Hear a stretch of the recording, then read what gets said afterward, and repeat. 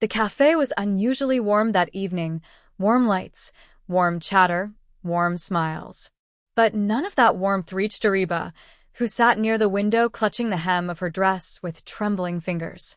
She had practiced this moment again and again, how she would smile, how she would introduce herself, how she would hide the slight shake in her voice.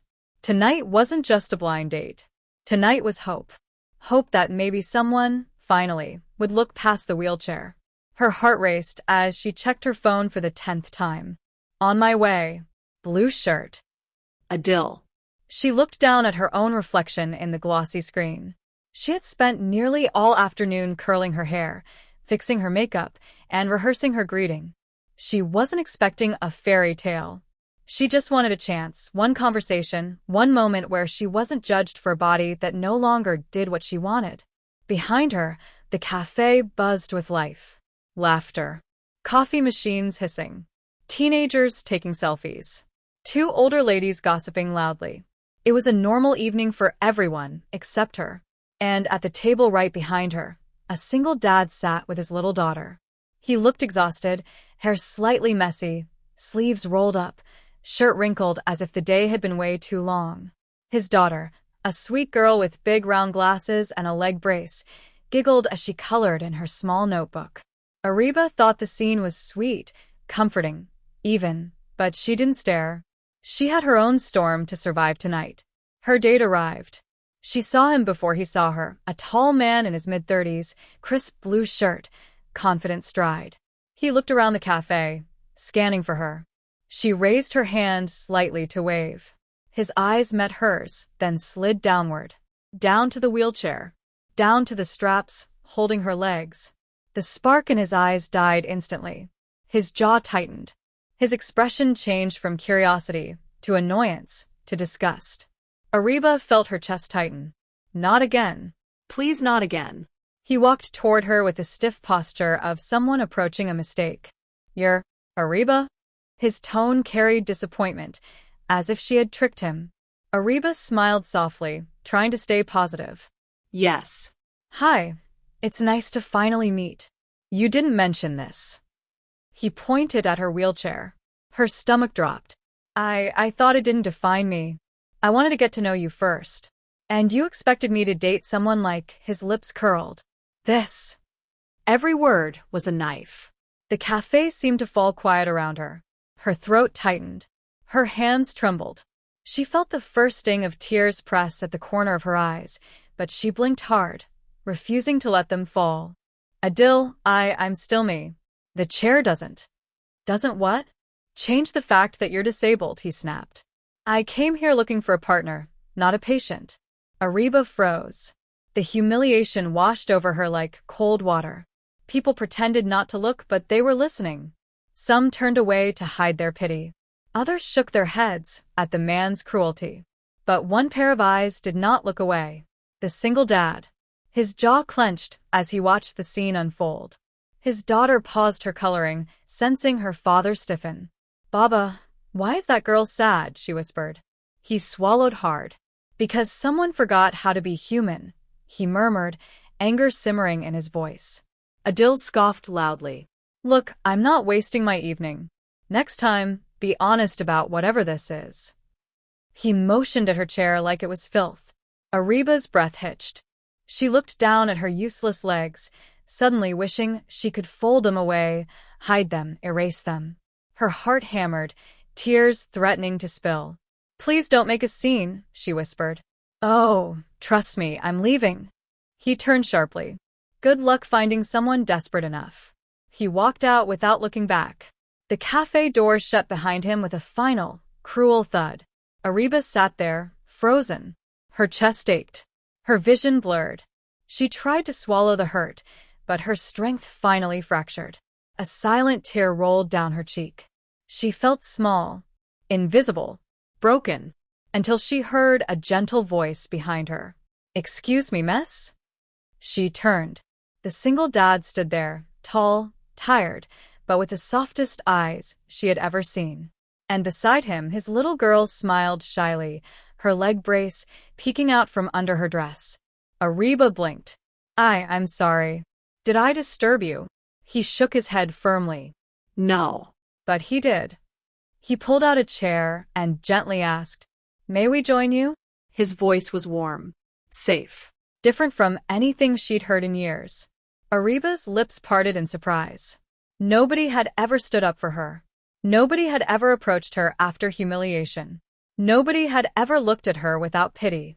But this man, this stranger, looked at her as if she mattered. And what he would do next would change everything. The moment that changed everything. Ariba didn't know what felt more unreal, the sting of rejection still burning in her chest, or the unexpected kindness standing just a foot away. She wiped her tears quickly, embarrassed. She didn't want strangers to witness her heartbreak, especially not a father with a young daughter. But the man didn't look away. He didn't pretend not to see her pain. He didn't step back, afraid or uncomfortable. Instead, he rested one gentle hand on the back of the empty chair and asked again, more softly this time, "May we sit with you?" Just for a moment. Ariba hesitated. Her heart was still raw. Her pride still wounded. Her hands still trembling from humiliation. I'm okay, she whispered, forcing a broken smile. You don't have to. His daughter stepped forward before she could finish, clutching her colorful notebook to her chest. But you look sad. Her voice was tiny, innocent, and unbearably sincere. I don't like when people are sad. Ariba's breath caught.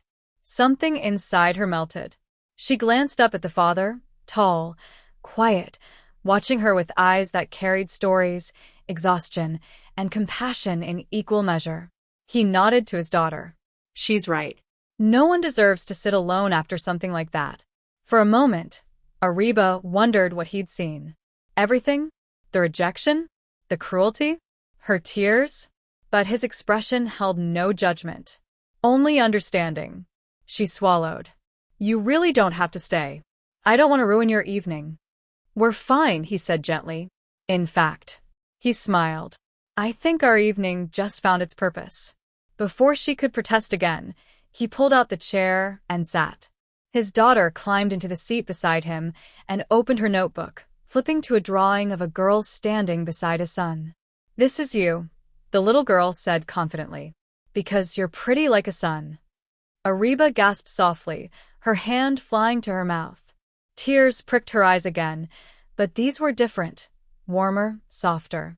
Thank you, she whispered, glancing at the father. Your daughter is very sweet. He chuckled. That's Mina. And she means everything she says. No filters. I'm Ariba, she replied softly. I'm Imran, he said, offering his hand. His handshake was warm, steady, so different from the cold rejection she had endured minutes earlier. For a second, there was silence, the kind that sits softly between people who don't yet know each other but feel unexpectedly safe. Ariba glanced at Mina's leg brace. She has trouble walking too? Imran nodded slowly, brushing a hand over his daughter's hair. A condition she was born with. Some days are hard, some days aren't. But she's stronger than most adults I know. Mina puffed her cheeks proudly and continued coloring.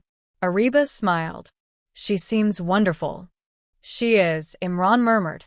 Then his voice lowered, careful but firm. What that man said to you was wrong. And cruel. You didn't deserve that. Ariba looked down, her fingers tightening around the edge of the table. I'm used to it, she whispered. People see the chair and think they already know everything about me. My value. My limits. Her voice cracked. Sometimes I start believing them. Imran leaned forward, his eyes sharp but kind. Don't, he said. Don't let a stranger define your worth. Especially not one who couldn't see past his own ego long enough to know who he was meeting. His words hit her harder than she expected, like a warm hand pressed over a wound she'd been ignoring. Why were you even on that date? He asked softly, not prying, just asking. Ariba exhaled shakily. Because I wanted to try. My friends kept pushing me to give people a chance. I thought maybe this time, her voice faded. Maybe someone would actually choose me. Mina gasped, horrified. Choose you? Why wouldn't someone choose you? Ariba's throat tightened. She couldn't bring herself to answer. But Imran did. They would, he said quietly.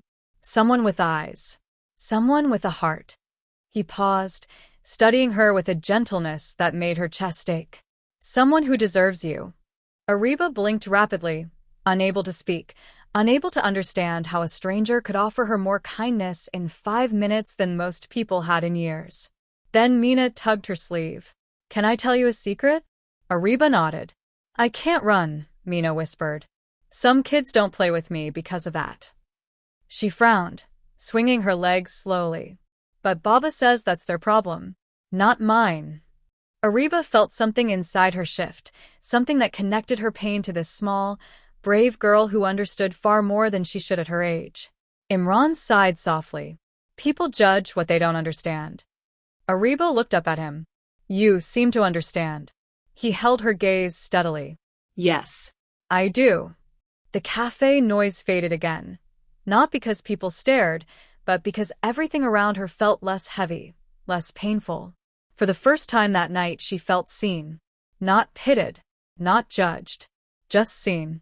Then Imran surprised her with words she never expected, a spark that would ignite everything that followed. Would you, he paused, clearing his throat. Would you like to stay? With us? We can have dinner together. As friends. No pressure. Ariba blinked, stunned. A stranger's rejection had destroyed her evening. But another stranger, this single dad, might just save it. And she had no idea. Her life was about to change far more than she imagined. A dinner that was never supposed to happen. For a moment, Ariba wondered if she'd heard him wrong. Dinner? With a stranger? With a single dad who owed her nothing? Her instinct told her to run. Not physically, she couldn't, but emotionally. People didn't stay. People didn't choose her. People certainly didn't invite her after witnessing something painful and humiliating. But Imran and Mina weren't people. They were different. Their presence felt like a hand offered to someone drowning. Still, a voice whispered inside her heart. He's just being polite. Don't embarrass yourself again. Ariba bit her lip, unsure. I don't want to ruin your evening. Imran shook his head slowly. You're not ruining anything. We'd like you to join us. Right, Mina? Mina nodded eagerly, her ponytail bouncing. Please sit with us. I drew another sun, and it has sparkles. Ariba laughed softly despite herself, a sound she thought she had lost tonight. Imran stood up and held out his hand, not to pull her, not to force her, but to offer her dignity. A gesture she hadn't experienced in far too long. Come on, he said. Let's salvage this evening together. She hesitated, then finally nodded. Imran walked beside her as she wheeled over to his table, making sure she didn't feel like she was being escorted or helped, just accompanied. It mattered. More than he knew. As she settled in, Mina slid her notebook toward her. The page was filled with bright colors, childish strokes, and an oddly shaped sun that looked like it had tiny arms waving at her. This is you, Mina said proudly. Because you make light. Ariba blinked hard. No adult had said something this kind to her in years, let alone a child. Thank you, sweetheart, she whispered. Imran motioned to the waiter. 3 dinners, please. And whatever dessert he nodded at Mina. Tries to convince us to order later. Mina giggled. Chocolate volcano cake. Of course. Imran sighed dramatically. How could I forget? Ariba smiled, watching the two interact. She felt a warmth she hadn't expected, something soft, something safe. Imran leaned back slightly. So, what do you do? If you don't mind sharing. Ariba brushed her hair behind her ear. I'm a graphic designer. Freelance. I mostly work from home. His eyebrows lifted. That's impressive. She laughed quietly. Most people don't think so. Most people are fools, he replied simply. Her cheeks warmed. She wasn't used to compliments that weren't coded in pity. And you, she asked. Teacher, he said. Primary school. Long days. Long nights. But I love it. Ariba looked at Mina and smiled. I can see why you're such a good dad. Imran blinked, surprised by the compliment. I try, he murmured. Some days are harder than others. But she's worth every second. Mina, busy drawing a giant purple cat, pretended not to hear but grinned wide. Ariba's heart softened. Maybe it was the exhaustion in his eyes, the gentleness in his voice, or the quiet strength in the way he carried himself. But something about him felt real, grounded, Human. not like the boys who ghosted her, not like the men who rejected her, not like the strangers who only saw the wheelchair. Here, with him, she felt normal, wanted, included. But the moment of peace didn't last long. The cafe door swung open again. A loud, familiar voice echoed. "Are you kidding me? She's sitting with someone else?" Ariba froze. Her stomach flipped. Her breath caught. Adil. He marched inside, scanning the room until his eyes locked on her. Anger twisted his face. "What is this?" he spat, stepping toward their table. "I leave for 5 minutes and you're already with another guy?" Imran's jaw tightened. Mina shrank back in her seat. Ariba felt the trembling return. "Adil, please, just leave." But Adil sneered. "So this was your plan, huh? Make me feel guilty, and then move on to the next pity target." Imran stood. Slowly. Carefully. Not to fight. Not to escalate. But to shield. He positioned himself between Adil and Ariba, blocking his view. "That's enough," Imran said, voice low and steady. "Walk away." Adil scoffed. "And who are you?" "Her babysitter." Imran didn't flinch. "I'm someone who won't let you talk to her like that." Ariba's heart pounded. Nobody had ever stood up for her like this. Adil laughed harshly. "She didn't tell me she was crippled. She tricked me." The words sliced through the air like a blade. Ariba gasped, tears stinging. Imran stepped forward, his voice dropping to a dangerous calm. "Don't ever use that word again." Adil raised an eyebrow. "Or what?" Imran didn't raise his voice. He didn't need to. "She is a human being," he said. "A kind one. A brave one. And you humiliated her because you cannot see past yourself." People in the cafe were watching now, not out of curiosity, but out of quiet support. Eyes narrowed at Adil. Heads shook disapprovingly. Someone even murmured, "Shameful." Adil looked around, realizing he had no audience on his side. He clicked his tongue. "Whatever. She's all yours. Have fun with your charity case." Imran's eyes darkened, but he stayed calm. "Leave," he said again. Adil rolled his eyes and walked out, slamming the door behind him. Silence fell. Ariba finally exhaled, shaky and overwhelmed. Imran turned around immediately, bending slightly to meet her eyes. "Are you okay?" She nodded slowly, tears slipping down her cheek. "Thank you. I don't deserve." "Stop," he said firmly. "You deserve everything he couldn't give." Ariba covered her mouth, overwhelmed by emotions she couldn't name. Mina crawled into Ariba's lap carefully, wrapping her tiny arms around her. "Don't cry," she whispered. "We're here." And for the first time in a very, very long time, Ariba believed it. The night took a turn nobody expected. For a long moment, Ariba couldn't speak.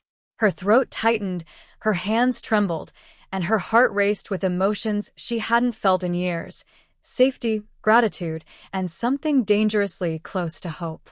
Imran returned to his seat slowly, making sure she was all right, while Mina still held onto her like a tiny guardian angel. "Thank you," Ariba whispered finally, her voice breaking. "No one has ever defended me like that." Imran shook his head, almost frustrated. "Then the world has failed you more than once. I'm just doing what any decent human should." But that wasn't true. Most people didn't stand up. Most people watched and pretended not to hear. Most people turned away. Not him. Ariba wiped her cheeks quickly, embarrassed. "I'm sorry. I didn't want to cry in front of you." Mina tugged her hand. "Crying means your heart is full. Baba says that." Imran groaned softly. "I said that once, and she memorized it." Ariba laughed, a quiet, trembling laugh. "It's beautiful." The waiter returned nervously, glancing at the door, where Adil had exited. "Is everything all right? Should I call someone?" Imran nodded reassuringly. "Everything's fine now. Thank you." The waiter left, and the cafe slowly resumed its soft chatter and warm lighting. But at their table, the air felt fragile, like something new was beginning to take shape. Ariba inhaled deeply, grounding herself. "I'm sorry your daughter had to see that." Imran shook his head. "She's seen worse. People stare at her brace all the time. Kids ask rude questions. Adults whisper. If anything, I'm glad she saw someone defend kindness tonight." Ariba's chest tightened again, not from pain, but admiration. "You're a very good father." His gaze softened. "I try my best, but I don't get everything right." "Still," she said gently, "Mina is a lucky girl." Mina beamed and leaned into Ariba's shoulder. "I like you. You're soft." Ariba's heart melted completely. Their food arrived shortly after. Warm plates, comforting smells, a small place of peace after the storm. They ate slowly, talking about little things at first. Work, hobbies, Mina's obsession with purple cats, Imran's struggle to braid her hair in the morning. Ariba surprised herself by laughing. Really laughing. Not the polite kind. The kind that bubbles from a place inside that had been locked away. She didn't realize how much she needed this human connection, without pity or fear until now. Halfway through the meal, Imran looked at her over a spoonful of rice. "I'm sorry if this is too personal, but were you always in a wheelchair?" Ariba took a breath, her fingers brushing the metal frame beside her. No. "I was in an accident 3 years ago. A drunk driver." Imran froze. Mina looked up. "I'm so sorry," he said quietly. Ariba nodded. "It changed everything. My job. My friends. My life. People don't mean to be cruel, but they are. And sometimes it's easier to stay home than to deal with the looks, the comments," she swallowed. "The rejections." Imran's voice was gentle. "You didn't deserve any of that." She smiled sadly. "Tonight just reminded me of how small people can make you feel." "Then let me tell you something," Imran said, leaning forward slightly. "You are stronger than anyone in this cafe. You showed up. You tried. You faced your fear." His eyes held hers, steady and honest. "That is courage." Her breath shook. "You really believe that?" "I do," he said without hesitation. "And I want my daughter to grow up believing that too." Ariba blinked, overwhelmed again, not by the pain this time, but by the unexpected comfort. Then Mina spoke up, her voice incredibly serious. "Ariba, will you be my friend?" Ariba gasped softly. "Of course." Mina clapped joyfully. "Yay. Baba," she said yes. Imran smiled, but there was something deeper in his expression, something thoughtful, something that made Ariba's heartbeat quicken. The cafe lights dimmed slightly as the evening grew late. Ariba didn't want the night to end. Not yet. Not when something inside her finally felt alive again. When they finished eating, Imran insisted on paying. "Please," he said. "Let me do at least that much." Ariba hesitated, then nodded gratefully. As they stepped outside the cafe, the chilly night air brushed against Ariba's skin. The sky was dark, lit only by street lamps and a smear of moonlight. She zipped her jacket, trying not to shiver. Imran walked beside her, hands in his pockets. "Do you need a ride home?" She shook her head. "My driver is coming. He'll be here in 10 minutes. "Good," he said softly. "I didn't want you going home alone after all that." Ariba glanced up at him. "You barely know me. Why are you being so kind?" Imran drew in a slow breath. Then he said words she never expected to hear. "Because someone once helped me when I felt broken. And I promised myself if I ever saw someone else breaking, I'd never walk away." Ariba's heart thudded. Behind him, Mina tugged her sleeve. "Can we see you again?" Ariba's breath caught. "You want to see me again?" Mina nodded vigorously. Yes. "Can we, Baba?" Imran looked at Ariba, really looked at her, with a warmth that made her stomach flutter. "If you'd like that," he said softly, "we'd love to." Ariba felt her world shift. Something new was beginning. Something she thought she'd never have again. And she had no idea. The real twist was still waiting. The twist she never saw coming. The night air felt colder than inside the cafe, but Ariba wasn't shivering from the wind. She was shaking with something else, something soft, warm, unfamiliar. Hope. A dangerous, fragile thing she had stopped letting herself feel. Imran stood beside her in the dim glow of the street lamp, his daughter resting her small hand on Ariba's arm as if she belonged there. They looked like a tiny, imperfect family, one that shouldn't have made sense but somehow did. "Are you sure you'll be all right getting home?" Imran asked again, his voice steady but full of concern. Ariba nodded gently. Yes. "My driver will be here soon. But maybe." Imran hesitated, rubbing the back of his neck, an unconscious gesture that almost made Ariba smile. "Maybe we could exchange numbers? So, I can make sure you get home safe." The offer shouldn't have meant much. Just numbers. Just a gesture. But to Ariba, it felt monumental. "Okay," she whispered. They exchanged phones. His fingers brushed hers for just a second, and her heart reacted like it had been waiting for that touch. Mina was bouncing on her toes. "Baba, does this mean we're friends now?" Imran chuckled. "Yes, Mina. We are." "Good," Mina declared proudly. "Because I want Ariba to come to my school fair next week. And maybe braid my hair. Baba is bad at it." Imran groaned. "Hey, I'm not that bad." "You made my hair look like a bird nest," Mina said seriously. Ariba burst into laughter, covering her mouth. The night didn't feel heavy anymore. It felt light. Bright. Almost magical. But she couldn't let herself fall into it too fast. People didn't stay. She carried that truth like an old scar beneath her clothes. Still, she found herself saying softly, "I'd love to come to your school fair." Mina squealed and hugged her tightly. Ariba hugged back, closing her eyes for a moment. This warmth, this connection, it felt too good. And when something feels too good, life usually finds a way to take it back. Her phone buzzed. Her driver. "I should go," she whispered, suddenly feeling the weight of reality returning. Imran nodded, but his eyes didn't dim. "We'll see you again soon?" Ariba swallowed. Her voice was barely a breath. "Yes." Mina kissed her cheek before running ahead to pick up a small pebble she found on the sidewalk. Children always lived in their own little worlds. Ariba turned her wheelchair toward the approaching car, but before she opened the door, Imran spoke again. "Ariba." She looked back. He hesitated, genuinely thinking, not just speaking. "There's something you should know," he said quietly. Her stomach tightened. Imran exhaled. "When I saw that man talking to you the way he did." He paused, choosing his words carefully. "I wanted to protect you. I don't know why. I don't usually get involved in strangers' problems. But tonight," he shook his head softly. "Tonight felt different." Ariba's heart thumped painfully. Different? Different how? She didn't dare ask.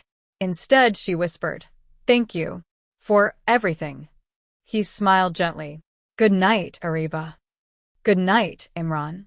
"Good night, Ariba." Mina yelled from the sidewalk. Ariba laughed. "Good night, sweetheart." She finally got into the car, and as it pulled away, she looked back through the window. Imran was still standing there, watching. Not out of pity, not even out of attraction, but out of something deeper. Something honest. Something she wasn't ready to name yet. The car ride home felt surreal. Her heart replayed every moment. The laughter, the warmth, the way Imran's eyes held stories and kindness instead of judgment. The way Mina clung to her like she had known her for years. But then doubts crept in. He was just being kind. Don't read into it. People like him don't fall for girls like you. You're a burden. Remember? Her fingers tightened around her phone. Until it buzzed. Unknown number. "Did you reach home safe?" Imran. Ariba's breath caught. She typed slowly. "Yes." "Thank you." Seconds later. "Good. Text me anytime if you ever need someone to talk to."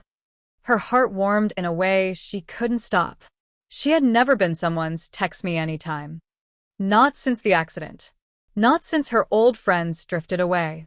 Not since her life shattered into before and after. She pressed her phone to her chest. Maybe, just maybe, not all strangers left. The next morning, the world looked different. She woke up smiling, something she hadn't done in a long time. But the true twist came at noon.